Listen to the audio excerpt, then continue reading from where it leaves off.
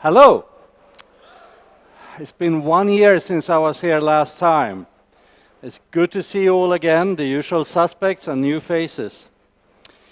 I'm gonna talk a bit about stuff that a vendor can't do. I'm going to complain bitterly.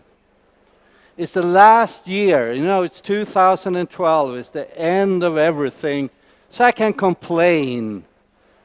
And I'm gonna complain on you guys. So let's go for this ride and see what is the hidden secret of TCP/IP. Where did it go wrong and how can you fix it? Are you ready? Yeah, let's go. The whole adventure started in 1995. I worked in a small company in Andover, Massachusetts in the USA, distributing and selling TCP/IP network software. And most of the TCP/IP networks back then were store and forward. You shared a printer. The printers were expensive. You shared a mainframe. But that was easy to do. But this little company in Israel released an internet telephone. Wow. We could talk over our TCP/IP stacks. We could hear sound in real time. That was amazing. And we saw a whole new future for voice and multimedia on the net. That was a great feeling. 1995. Imagine all the stuff you could do if all the computers connected to the TCP/IP network. Back then, the internet was something for universities. But the commercial TCP/IP networks, if we could take telephony, communication, video, everything on top on our networks, it was an amazing future. The possibilities were endless. And now we're here, 17 years later. We took ISDN and put over IP. We took the PBX and placed it over IP. How fun is that? Come on. That's not really innovation. But let's look at this. Because the PBX, well, it was introduced in the 50s as keyline system. You had phones with lamps, and you saw every phone line coming in. So when you answered phone, and this was really my first work, we had a keyline system, a big black phone with lamps. So we saw all the lines on every phone. We could answer any phone line. It was amazing. From there, we moved to the switch PBX, where we could really control the traffic. But that was like in the 60s. It lowered the cost. We could have fewer lines. Internal calls were free. Amazing development. When I started my own company, we bought a PBX. It costed $1 million. You have to lease it from the phone company, and you get the phone services, the PBX, and you pay the annual fees. And it was made by Ericsson. Right. Swedish quality. Like Swedish fish that they eat in America, and Volvo and Saab, who's now Chinese, but, well, anyway, Swedish quality. So this is cool stuff, and the PBX was really the heart of the company. You know, if you wanted to know what was going on, who was dating that girl down there in the telecom, in the call center? Why is he gone so often? You went to the receptionist, because she, it was always a she, knew everything that was worth knowing about every employee. I mean, it was the heart of the company. She knew the whereabouts. She had full control because telephony was so essential to the company. Remember? Are you old enough to remember? Yeah, Steve nods. We old geezers on the block. But this was really a cool thing. And now it's 2012, and people still believe it's a cool thing. Not. I mean, come on, we got to change. Hasn't the world changed? Is the PBX the heart of all communication in your company? No, it's not. It's gone because we have cell phones. We have Facebook. We share enterprise information between co-workers by chatting on Facebook. We have other chat systems. We have Presence. We have Skype. Email. Email. Business runs on email. If you call my cell phone right now, you'll end up in the voicemail. And I will honestly say on the voicemail, saying, well, I listen to voicemail probably once a week. If you really want to get hold of me, send me email, because I check that all the time. Which people who know me would laugh at, because I don't respond. But I do read, right? But we have all of these systems. And then we have the PBX in the corner, taking a few incoming calls, right?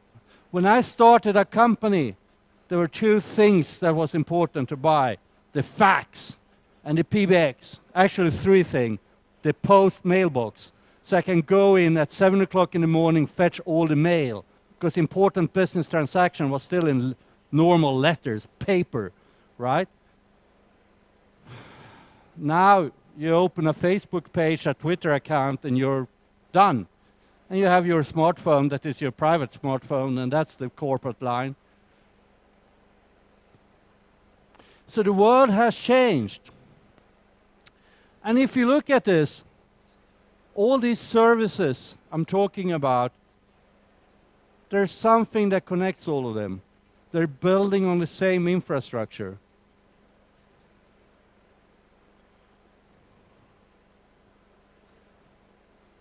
In the early 90s, I was talking about this, TCP/IP. The great thing that didn't come from IBM or Microsoft or Digital Equipment or Unisys or all those old companies. It was the glue that tied everything together. It's a great thing, TCP/IP. But the question is, what powered it? What made it so important? So in a few years, all enterprises in Europe and US switched to TCP/IP network. They threw out all the old stuff. The important thing is really hard to pronounce. It's an awful word. Interoperability. Interoperability. This is what has been driving me since 1988. Interoperability. You take bits and pieces from various vendors, and they should work together. Interoperability. What does it really mean in standard development? What does it mean for you? Well, the important first part is interoperability is the glue that keeps the networks going, right? This is what makes me being able to take a phone from Saul, connect it to a platform from Jon, from Zipwise, and it just works. Interoperability. It's an agreement. We agree to follow the same specification, right? Even if we're competing like crazy about the implementation. Oh, I want flashy icons. I want all this cool stuff. We agree on how we communicate on the net. And that agreement, ladies and gentlemen, is essential for all networking we do today. The interoperability agreement. Because it's also a promise to our customers that when you invest in this technology, you are still in control. You can take clients and servers from all kinds of vendors and open source projects, and they work together. And what we're competing with is the best implementations, most innovation on the implementation side, but we do not change the protocols outside of specification because we have an agreement and we have a promise to our customer. So what does this mean for us as developers, as vendors? Well, It means a bloody lot of work. Hard work. Because now we don't live alone. We're not alone. If I develop my own client, my own server, I'm alone. But then we have no agreement and we have no customer promise. Here's a picture from an event called SIP2012. We run that up until recently 2 times a year. This year, unfortunately, we couldn't, but next year in first quarter, Sal, we're going up to New Hampshire again to run tests. We sit down for a week. You're coming. We sit down for a week and we test the implementations. And if our implementations doesn't work, if I can't place a call with this phone and answer with that, well, then either there's a problem in the implementation, right, in the code, or there's a problem in the agreement, the protocol specification, that we need to fix. And from all these tests, we've been running 30 of these events. We found problems in the specifications that we fixed to deliver our promise to you, the customers. But it is hard work. But important, as long as the customers require us to do it. And that's the key. Interoperability, a promise, an agreement, and a lot of work. So what drives this? Well, it is you. You. As long as you require us to follow the specifications, we have to do this hard work. We have to do testing. We have to really make sure that our implementations communicate according to the spec. But there's always room for cool extensions. There's always room to make the best client there is. I mean, look at all the soft phones you have out there. There's one that have body list synchronization, that have vCard with photographs, that have all the cool stuff, chat, conferencing, everything, and it's Blink. But they follow the specifications as the rest of them, but they just made sure that they go a few steps before the rest of the group. Without customers, we can do whatever we want, right? And if the customers do not require us to follow open standards, our marketing guys comes and says, yeah, we'll grab the customer by the balls and we'll keep him there, locked in, because that's where all the money is. Right. Love that. They can't change because the cost of change will be so high. So we can make more lousy products. We don't have to invest all of this. And we'll keep him by the balls for as long as we can. Yeah. So if the customers doesn't require interoperability, you won't get it. It's very simple. But do remember that the internet has been growing for many, many years. And in the 90s, when we launched the internet, we launched the World Wide Web, we came up with some pretty cool stuff. Okay? Let's see if you recognize these. We had the TCP/IP stack. Yay! The World Wide Web. Isn't that cool? Email, LDAP, TLS. All of this really cool stuff. Open standards, agreements, promises, lots of hard work. But what happened? We built a network that expanded so fast, so we ran out of addresses. But that's another issue I want to talk about. We can do that later on. But these are all solutions we rely upon in our daily life. If you didn't have interoperability in HTTP, your smartphone would probably be dead. Facebook wouldn't exist. If we didn't have TCP/IP, we would probably be stuck in Prestel, Videotex, X25-like networks, controlled by the carriers. The carriers would have you by the balls. Like Telia thought they had. Telia Yoigo here in Spain, thought they had a customer by the balls and said, we were not going to allow any VoIP on our 3G networks. Guess what? Today, they backed off and said, we can't do that. That's stupid. We won't filter your service. But they didn't understand, because they came from another world. They want to control your services. They want to sell music, videos. They want to sell you books. Not have the open internet where you go and buy whatever books you want, whatever music you want. They want to have you by the balls, but they failed. So we rely on this concept. So where did it go wrong? Why am I standing here being depressed? I mean, right now, life for a TCP/IP engineer just sucks. Any guesses?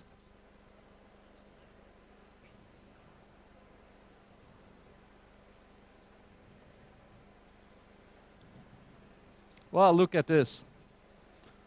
Facebook, Twitter, Skype, FaceTime, and something else next week. What's the problem with this? It's one company, one brand, one trademark.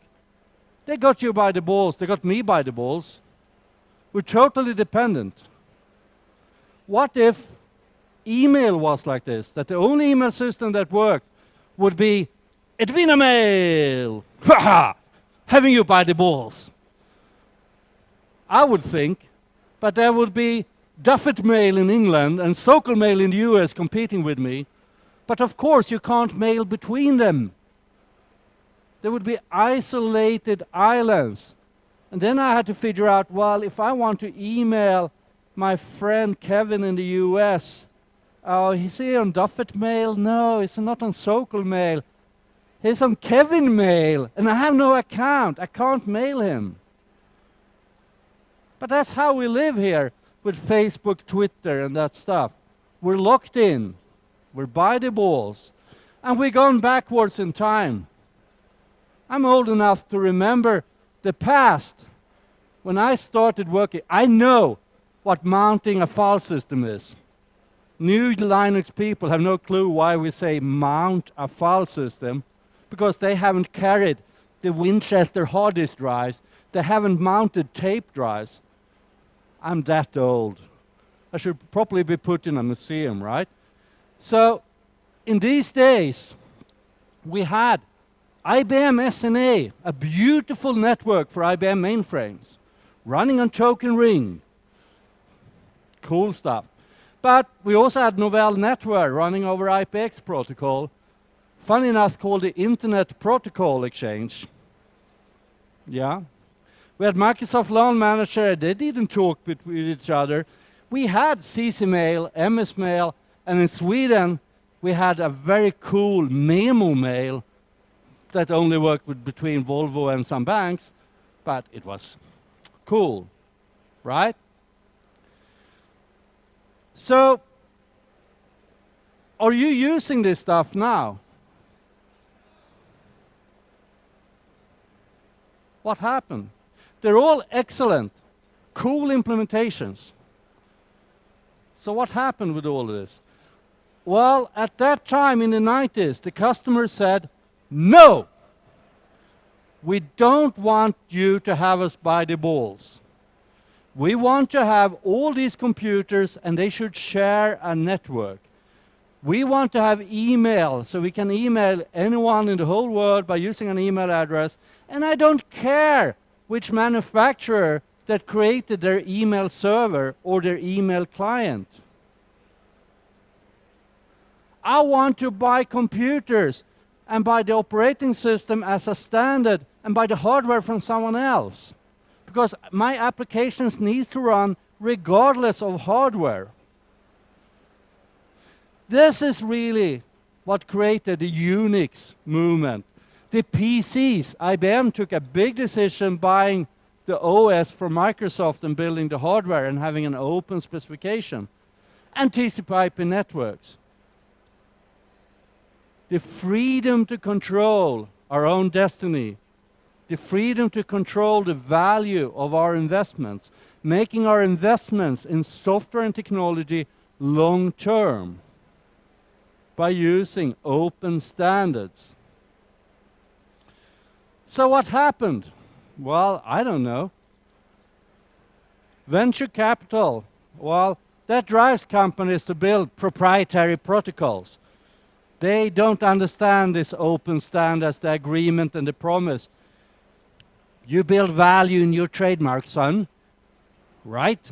You lock your customers in and we'll keep them there and we'll build value and sell the company for $1,000 per customer. Or was it large companies that simply forgot the requirements and married some vendors to say, you operate our IT, you tell us how to do. But wait, when I started working in computing, that was exactly the situation. I could meet an IT manager, I could see in his department from the titles on the business card if there were an IBM site or a digital equipment site, because these companies trained everyone to set up policies and procedures on how to operate everything. They were in control. Now I can walk out to companies and say, okay, your network is all Cisco, right? Okay, I understand. Then I know which terminology to use. Oh, you're a Microsoft shop. Okay. Switching again. But luckily that is breaking up. Microsoft shops suddenly have iPads, iPhones, Android plates, cool stuff. But how does this all affect the PBX then? Well, that's a very good question.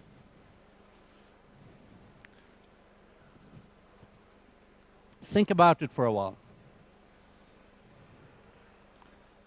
What is happening with telephone on the net? The software I got in 1995, the internet phone, the cool stuff, all the visions.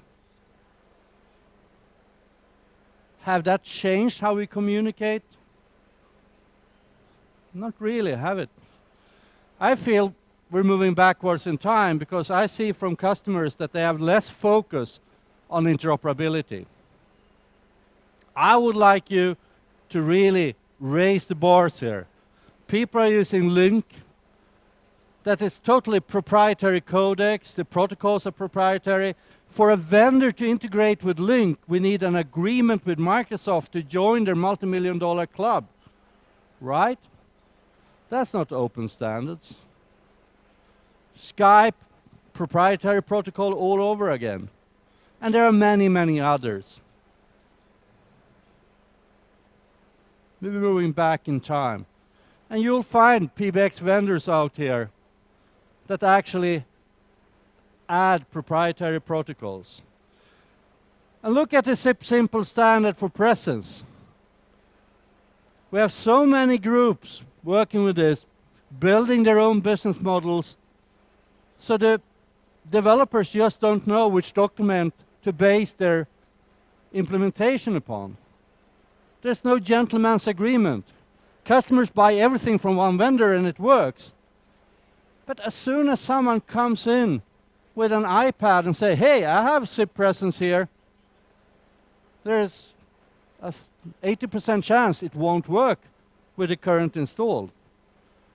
We lost the agreement, we haven't done the hard work, and we can't promise really anything to the customer right now, unless they buy all the same clients. And I feel really bad about it. We need to fix that. And come on, Digium. The open company, I mean, come on. Proprietary telephone provisioning protocols. In every single project I work with, this is a huge cost. And there are protocols out there for provisioning. The SIP Forum has created stuff. TR-169 from Cable Labs. I think this is just old marketing people. We got them in FTP software when I worked in the States as well. We had a new VP of marketing from a very successful company, right? VSC, very successful company, big shot. He came in, worked for a long time to investigate our business model, our products. So after 2 days, he was up in a board meeting saying, I have the solution! And we said, what? 2 days? Yeah, you know, we're making these FTP clients and servers. FTP was the big thing before the World Wide Web. Some of you might remember, right? So why don't we change the protocol so they only can work with our servers? Then we sell more servers. Who employed this guy and how can we silence him? If we change the protocol, we break the agreement, we break interoperability, we fail the promise we made to our customer, the reason why we are living as a manufacturer of TCP/IP stacks and applications. I hope that business model is short-term and not living, that you customers will require other things. I understand why people make it. You have to make a profit, and the easiest way, of course, and the less, I would say, least intelligent way, is to try to grab your customers again. And people talk all over the place about this new kid, WebRTC. It's the coolest thing that has happened for 10 years. Every web browser will get full support for audio and video, bidirectional. Every browser will have the basic media subsystem for making soft phones. That's really, really cool. I can suddenly have VoIP calls in my cell phone, in my iPad, on my desktop, on any system that has web. But that's all there is. We still need an agreement. We need the protocols behind the media layer so we actually can set up communication. WebRTC is a great tool to create isolated islands on the net. A new multimedia Facebook, yay, you have it here, without any interoperability. But we will talk later this week about WebRTC in combination with SIP, which is a cool project coming from here, from the gang around VoIP2Day and ElastixWorld. So it's really cool. But I do feel it's time for all of you to wake up. Why do you accept the broken promises, the proprietary protocols, the totally broken implementations? Do you love being controlled by other guys? I have one thing to say to you. Wake up! It's time to take control. It's time that you start pressuring the vendors. Stop blaming them. I know it's so funny to joke with Digium and Microsoft and everything, but if you're not buying, they can't sell. Right? Microsoft has been pushed. At start, when they started with the web, they did ActiveX controls. Yay! No one's using them today.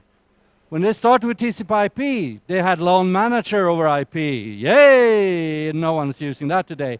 Now they have full TCP/IP, they have proper web, but they're still trying to protect the investment in the company. They're still trying to come up with new ideas where they have control. But it's not in your best interest to let them do, because you are the one who's sitting there with the money. Like David said multiple times, if you stop sending money to Digium, well, there won't be any investment in more open source. Somewhere open source developers like I need the money.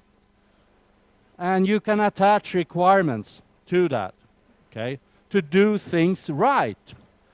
Wake up. So think about this for a while. Do you specify things correctly? Do you want to be controlled by someone else outside of your company? I don't think so. So, what's the road ahead? Well, let's look at SIP. Just to take a protocol out there, any protocol, let's choose SIP, the Session Initiation Protocol. This is a protocol that was created on the internet to find another person in real time. Because that was the problem back then. We had IP addresses, port numbers, everything pointing to computers and servers.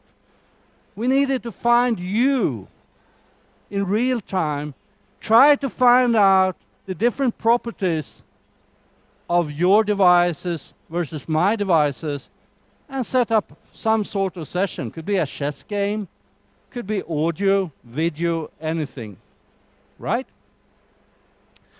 So this was RFC 3261. It was published in 2002. It's 10 years old, like Avanzada 7. Yep, 10 years. Cool.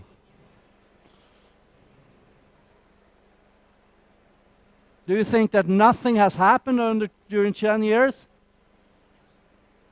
Do we still use the same old SIP? Yeah, we do. But a lot of things have happened since. And the cool thing is that SIP is based on the IETF architecture for TCP/IP networks and the internet. And this is so important because it's totally opposite of the PBX and telco architecture. So you need to learn. Now I'm moving into my training mode here, right? So the IETF architecture applied to SIP 10 years later. The internet is decentralized, it's distributed, right? We work in SIP with a domain-based federation, which was nothing new because email is doing the same. Any one of you connected with email can email me because the domain name helps the email to find my mail servers and find me. Okay? The internet is a network of networks. SIP is a network of SIP networks. Domain-based. It's distributed.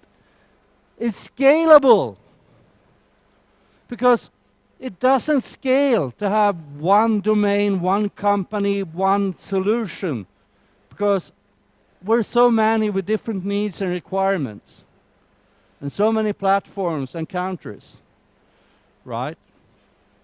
So in order to scale and take a lot of traffic worldwide, you need to build, like TCP/IP, like the internet, a stupid core. The SIP proxy in the core just forwards messages. Oh, what's this? Oh, it goes over here. Oh, what's this? Oh, it goes over here. That's all he does. Based on domains, based on IP addresses, it shuffles messages. And it's so fast and has so much capacity and it scales. And I have mine and you have yours in your domain. We can have multiple, so it scales. Stupid core, intelligent endpoints, right? Sorry. And we're connected. On the internet, the base principle is that every host should be able to connect with any other host. And that applies to SIP and email as well, right? As long as I have an email address, if I can't mail that address, I'm getting upset. Same should apply for SIP addresses, right? Of course, we can have policies in the company saying, Sal, you're not allowed to call those crazy Dutch phone numbers. I mean, it just costs too much. My credit card can't allow that anymore. But that's a policy. Policies can change, but the core should be the same, should be possible to do it. And the solution should be extensible. SIP solves one problem, session management, to find you and set up a session. The rest is really up to you. You can't say that of the ISDN network, right? If you want to run 3D holographic multimedia play chess, doesn't really work. So, where did all these rules come from? Where's the design? Well, Here is the agreement. RFC 1122 documented it. It existed before that, but it was actually documented because the IETF engineers needed to train a new group of engineers. So what it says here about TCP/IP networks in enterprises and on the global internet is that the goal is full open system interconnection. An internet device must be able to interoperate, bad word, robustly and effectively with any other internet host across the global net, right? So this is a fundamental thing in TCP/IP. Oh, okay. The important part is gone here, sorry. But it also says, even though LANs can be seen as isolated, they're its own gateway to each other. So whatever you do, you will have all these interconnects and eventually connect to the global system. Remember, 89, the internet wasn't commercial. That came in 94, 95.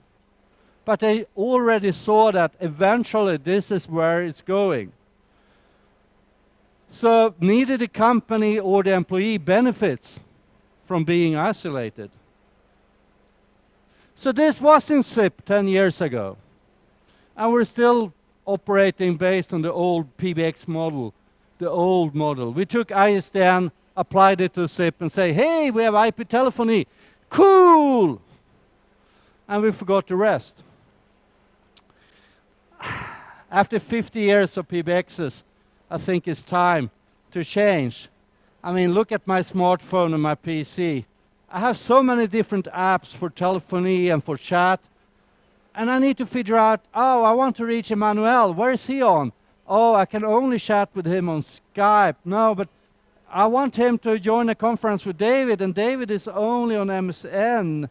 And we're on isolated, disconnected islands. That doesn't scale. If we built email this way, it wouldn't work as well as it does today, right? I'm soon 50 years old. This is too complicated. We need to simplify. We need to take control of our communication. It's our communication. I'm in control, right? We need to think in new ways and say, okay, let's forget IP telephony. I'm building a real-time communication platform for my company. That's the RTC in WebRTC, real-time communication. And if you're not doing this, someone else will do it with WebRTC. Then you'll have another island within the company. So if you're responsible for telephony and the PBX, you need to start thinking new ways. And stop thinking inside, outside. That's a security paradigm from the mid-90s. Now when we're bringing in devices like this, with full Unix systems, with routing, and with a network connected or multiple networks into the enterprise. I mean, the inside is full of this stuff. And we connect that to the Wi-Fi and the 3G network, the corporate Wi-Fi. Cool. You believe you have an inside and outside? You haven't. Bring your own device, and 3G, 4G, 5G, whatever G devices just kill that idea. SIP has been around for 10 years. I've almost been working with this for 10 years. So far, we haven't installed a single system with full TLS, SRTP, everything up and working. Oh, we're only running this inside in a controlled local area network equipment. Yeah, fine. Then suddenly, one of the managers come, oh, look, see, I bought this new little tablet here, and it has a SIP client. How do I connect? Expects that to work from the hotel network or Wi-Fi at Starbucks. If people knew how insecure solutions we deliver, they would be scared. We need to fix this because they trust us. We have an agreement, we have a promise, My God, we've been doing this for many years. Let's fix the security. You don't want vendor lock-ins, right? You want to be in control. Take control then. And don't trust yourself, because your requirements and your thoughts about the applications that you're going to run on the real-time communications network, that's a limitation. You might not be as old as this old guy, but I do realize, by looking at all the new cool stuff that comes out of the WebRTC movement, when web developers programming with JavaScript gets hold of multimedia, you have a whole new set of applications. The whole video conferencing market will change. Within 12 months it will be totally different, and it will all be web browser based. So you need to build an extensible platform. And a PBX, whatever you say, is not extensible. It's limited to whatever is implemented in there. But remember SIP, I set up a session with you.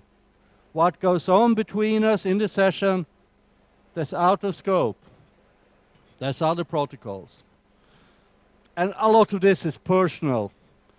You end up with working with individuals. I've been working quite a lot now with large call center installations. We're running Asterisk in the largest call centers in Sweden. The Post Office of Sweden, the Royal Swedish Train, yes, it's not royal, but it used to be. They used to have a small crown and logotype. Mail order companies, the largest cable TV provider, they're all powered by Asterisk, right?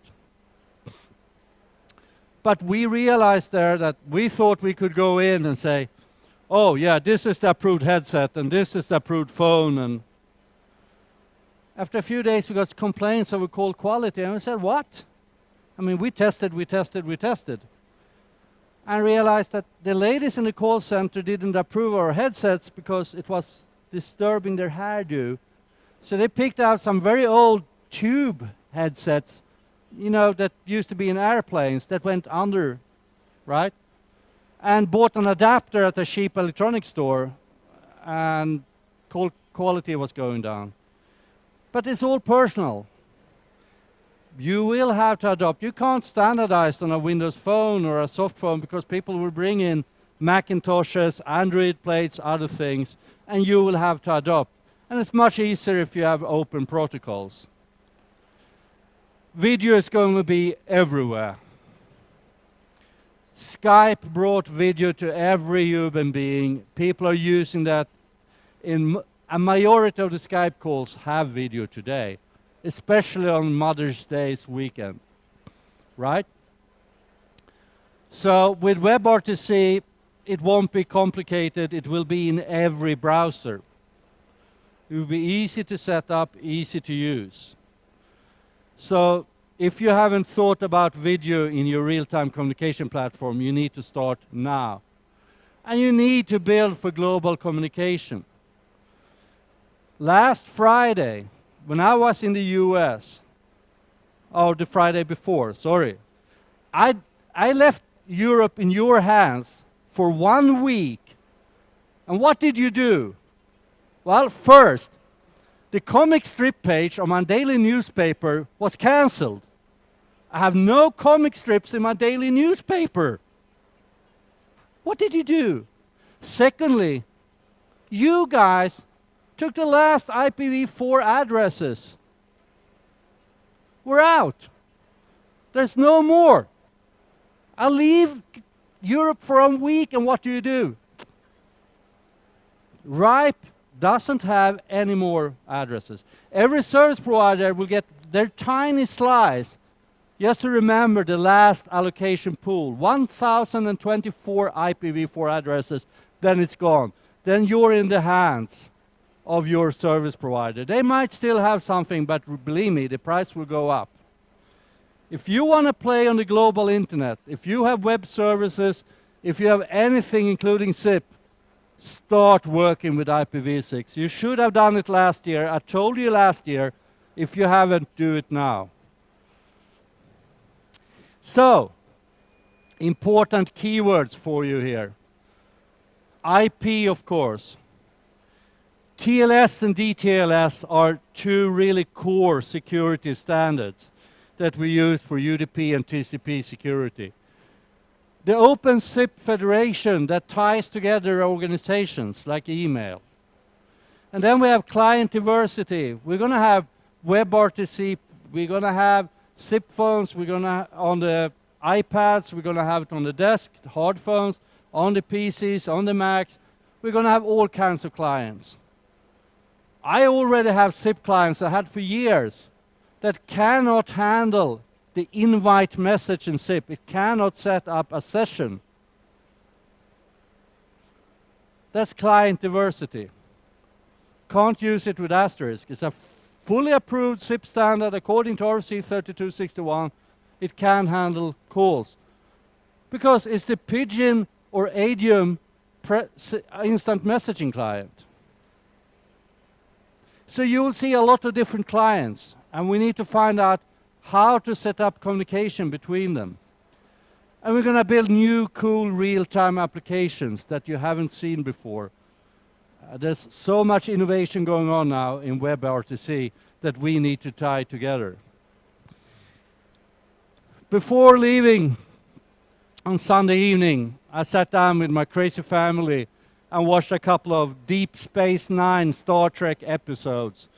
And in there, the captain says, really, localized Chief O'Brien, right? Clicks on his little comm badge. And they say, on screen, when someone hails them between starships. He talks with the computer. Iron Man did the same. Now we have Siri. People are talking with the computers, and this interface will grow. It will grow like crazy. Computers will talk back, and you will talk with the computers. It's no longer Star Trek. So many things have happened in SIP during 10 years. And I still see requests for tenders that basically say something like this. Oh, we need a telephony system, and we need something SIP-ish, like maybe SIP in there somewhere. In the best case, they refer to RFC 3261. And then I respond, because there's a QA period, and say, do you really require SMIME? Because that's a requirement in RFC 3261, and there's no single vendor of IP phones that support it. Oops. But the sad part is that this is 10 years. So much more has happened. If they just refer to that good RFC or just write something SIP, they get what they ask for. If you do not specify properly, well, why should your vendor try to raise the bar? Why should he go the extra mile? Doesn't have to. There's no need. So I started a project where I really need your help called SIP 2012. I've been putting pressure on the SIP Forum, which is a vendors association, to start something like this for years, and nothing happens. So I did it myself. I call this SIP 2012. We need to help customers like you to write better specification and educate you about all the new stuff that we've been developing in the IETF and implementing in some of our products. We have SIP session timers. We have the Opus codec, which is really, really cool and sexy. SIP identity. We have SRTP and DTLS security. We have ICE, Alpine, GRU, and much more. But you never, ever seen them in call for tenders. People don't ask for the new stuff. So do you believe it's implemented out there if you go and ask the people in the phone booth here? Do you have SIP identity? Do you have GRUs? Do you support SIP outbound? They probably won't understand you unless the guys are sitting here. So it's really time for a change, and SIP 2012 will try to develop a new reference profile. The customers can just copy and paste and say, This is the new modern specification for a real-time platform. This is our requirements when we buy new SIP products and new services. We are adding a lot of this stuff to Camelio, the open source SIP proxy. I've added some of it to Asterisk, but it's still in my private branches that float around without being integrated. We are working in the open source area with the clients, with Saul here and other people that create clients. We have other proxies, we have OverSIP, and we have OpenSIPs. We're trying to raise the bar in open source so we can be reference profiles when customers buy other things. Because we really need interoperability in real-time communication. Your real-time communications platform is a long-term investment, and you don't want that investment to be in the hands of an entity outside of your organization. You want to be in control. And here's what I want you to do. Try to retire the PBX. Put it out of focus. Yeah, it can still serve the call center and inbound calls, but it's not longer the focus of your corporate communication strategy. It's no longer the focus on how you can provide solutions to the communications needs of your staff and customers. Your company will survive, so find some magic potion in a bottle and try pouring that into the PBX. You need to stop believing in the one company, one brand systems. Require interoperability. In email, we had all these isolated islands, and we successfully moved to internet. We need to take telephony and successfully move it to SIP and use the internet and use an open federation. Update your specifications. If I see any request for tender coming from one of you that just say RFC 3261 or just SIP, that's going to be bad, because then you're forced to come to my trainings and I'll brainwash you for a week. We have trainings every year together with Avanzada Siete. For SIP trunks, we have a specification that no customer use, so the truck providers doesn't follow up on this. It's called SIP Connect from the SIP forum. So please, take control. Say after me, I want to break free, right? If not, well, call your nearest company representative and give him your company and your credit card and everything. They will take care of everything and build solutions for you. Thank you. It's been a pleasure being here. And as we say in Swedish, tack mina damer och herrar, because I had a Spanish translation that the translators who done a great job said to me that, oh, this is French, Spanish, and Italian. I forgot Portuguese for some reason. So I moved it to Swedish. Thank you very much for listening. I'll be around for a couple of days. If you have any questions, just start a discussion with me. You'll find the SIP 2012 specification work on edvinanet/SIP2012, as well as on Facebook, Twitter. I'm at OAG and at Edvina, my company. Follow, engage in the discussion. Help me to build this new specification, because we all need it. Thank you.